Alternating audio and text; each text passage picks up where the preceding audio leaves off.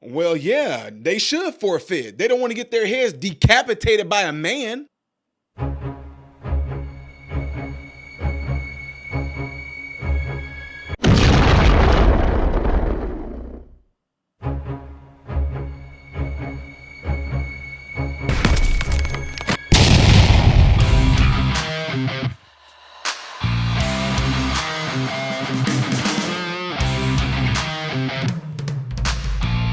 Welcome to the channel, ladies and gentlemen. I am Ty Smith. I appreciate you guys taking time out of your day to view my content. Make sure that you are following me on all the platforms you see above and the ones below. And also, double check and make sure, that's not what I'm supposed to say, make sure that you are hitting that thumbs up button right there. That way my content can consistently be recommended to you. Yeah, I messed up. I'm still rolling with this, though. That's how natural I am with it. Also, double check and make sure that you are still subscribed to the channel. I almost got the subscribe part mixed up with the, thumbs up. Y'all get it. Anyway, yada, yada, peanut butter.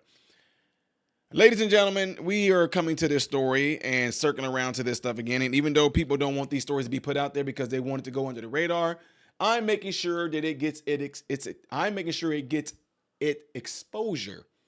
Try saying that. I'm making sure it gets its exposure.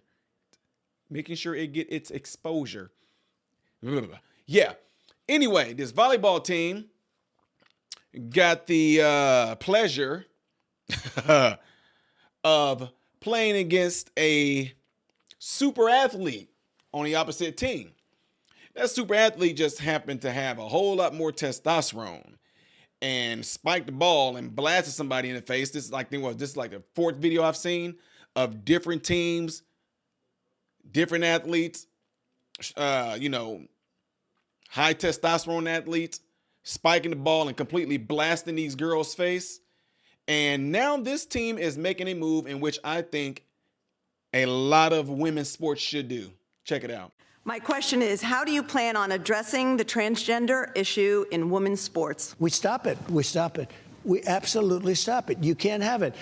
It's a man playing in the game. I mean, physically, from a muscular standpoint, even if it was a little bit less, maybe they do all sorts of tests and drugs and everything else. How do you stop it? Do you go to the sports leagues? Do you go to the Olympic You just ban it. The president bans it. You just don't let it happen. Well, this comes as several women's volleyball players have forfeited or intend to forfeit their match against San Jose State over a transgender player on the team. That includes players at the University of Nevada, where several GOP lawmakers went to show their support. And the captain of that team, Sia Lilly, joins us now. Sia, thanks for being with us this morning. You guys plan to, from what I understand, you intend to forfeit the match against San Jose State. Tell us why. Yes, we just want our rights to be upheld on the court, and we believe that women deserve fair opportunity, and it's just not right. Many people have made this point. And by the way, San Jose State has an outside attacker, outside hitter, who is a biological male, and several teams have forfeited matches against San Jose State now. See, there have been people that have made the point, this is the only thing you can do. Refuse to participate if this is going to be the case. Was that the feeling inside the team there at Nevada? Yes, we met together as a team, and the vast majority of us voted that we didn't feel safe and we didn't think that it was right if we participated in that match. Have you discussed this with, I'm curious, any other the teams that have also decided, any other players from other teams who have made the same decisions? After our Utah State match, some of their players contacted me and just thanked us for supporting them and standing in solidarity, as well as the Boise State team. Yeah, both Boise State and I believe Wyoming have already forfeited matches against San Jose State, and Utah State has said it will when that match comes up for them as well. Here's a question. What has been the reaction for you on campus from other students, not necessarily on the volleyball team, but the campus community there at Nevada? It's been pretty silent lately, which I don't know if it's a good thing or a bad thing, but I just hope that they know that we're doing what we think is right. And if one of those students, say, again, not involved in the volleyball team, thought you guys were somehow, I don't know, I'm going to use some of the arguments we've heard, were somehow bigoted or making a bad decision, what would be your response to that student?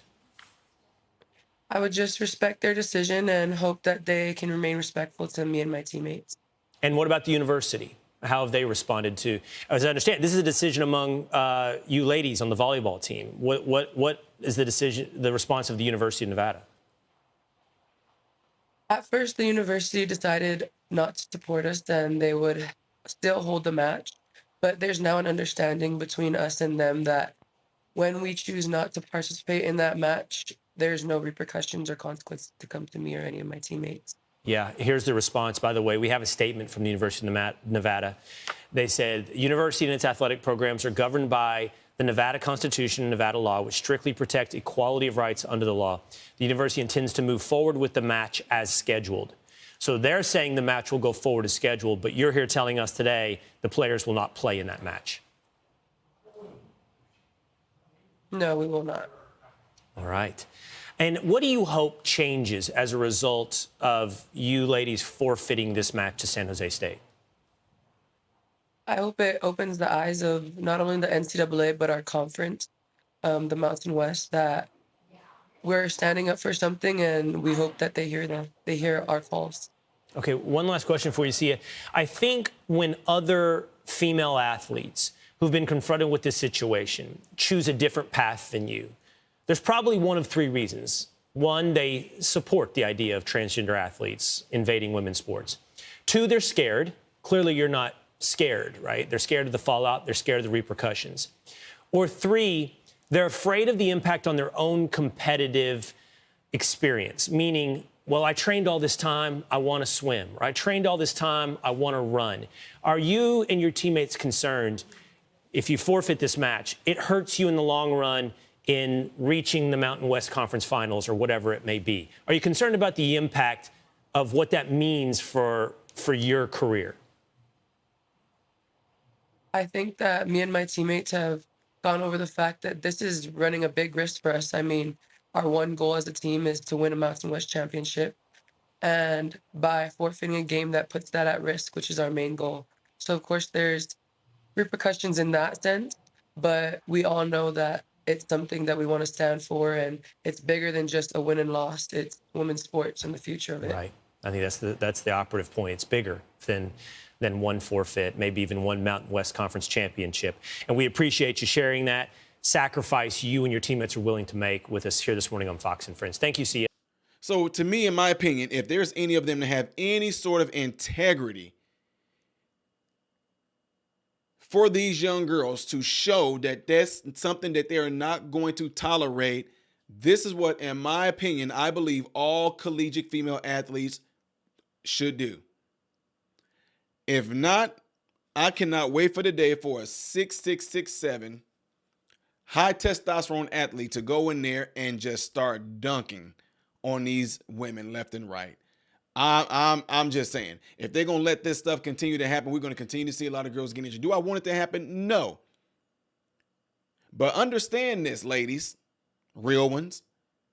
These policies that are in place, this woke agenda, is the reason why all of your hard work is completely being overshadowed by a less than average high testosterone athlete who can be less than average, but that highly testosterone athlete, less than average, is far superior than females among females superior.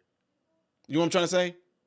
Yeah, they get mad when you say certain words and, like Decepticons, Transformers. That's, y'all know what I'm referring to in here. And it's messed up, it's sad. Hopefully this girl that you seen spoke tonight, she can become a spokesperson for a lot of women in that particular sport the same way Riley Gaines did. I hope she does. What are you guys' thoughts on this? Do you think collegiate athletes should have a right to not have to play against highly testosterone athletes that got dangalangs and stuff like that? Yeah, I said it. Anyway, if so, y'all let me know in the comment section right here after this video. Don't forget to get into your cell phones. And if there's anybody on your cell phone that you know would like to watch this channel and all that good stuff, encourage them to subscribe to the channel and watch it. I really appreciate it if you do that. Thank you guys for the 440,000 subs. If you would like to see the next video that I'm doing in chronological order, most likely it will be up here. Things that I do as a variety on this channel will be down here. I'm Ty Smith, Modern Renaissance Man, hoping and praying that every last one of you have food, shelter, and clothing. And most of all, I pray every last one of you guys are in great health, mentally, physically, emotionally, spiritually. God bless you all through Jesus.